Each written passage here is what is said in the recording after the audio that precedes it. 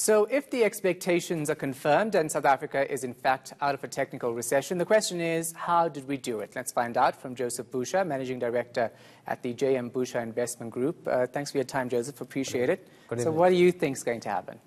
I think there will be little improvement. The reason really there is the two sectors. Agriculture is one of them, and it is understood that, in terms of harvest, there was a little bit of late harvesting that happened, and hence the numbers that were reported earlier on did not include some of the harvest that came through. So those numbers, when they come through and add up, possibly there will be some positivity there.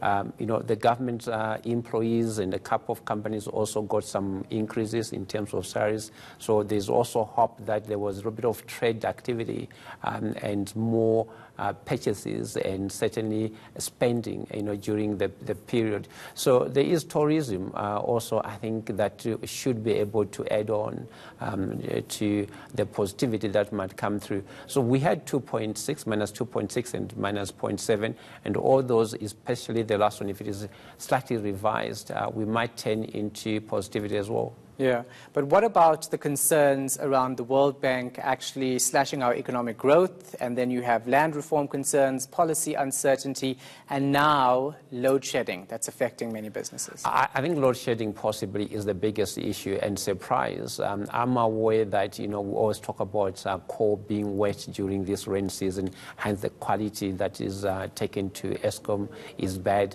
and then come during the winter, I think over usage of electricity. So you've got those two periods when we don't have enough supply.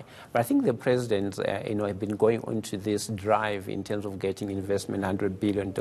He wants to get into the economy. There was commitment. The hope is that, businesses responded to that, and hopefully some of it will start coming through. So the land is a big issue that's going to remain coming through there. But I think there's a lot of positivity. You've seen the Minister of Finance as well, Mr. Tito Mboweni, being very, very upfront in terms of what needs to be done to get SA back on track, and also hoping that, the credit rating, which he says we need them to revise it upwards so that we get good credit rating, that could be positive. We saw, rates going up, but the rand has been holding quite well. So possibly with the fuel cutting coming back, that will improve transport activities and hence improve productivity, and the numbers might start looking good. So all those positives you think don't outweigh the negatives and the president's investment drive? No, it doesn't. I mean, the main issue really is the land issue, but that's a long, drawn-out process. I don't think it's going to be a wholesale change in terms of exploration of land without compensation. I think there's a process, and I also believe the president is very committed to do it the right way. All right, Joseph, we're going to speak to you on another story in a moment, so stay with us.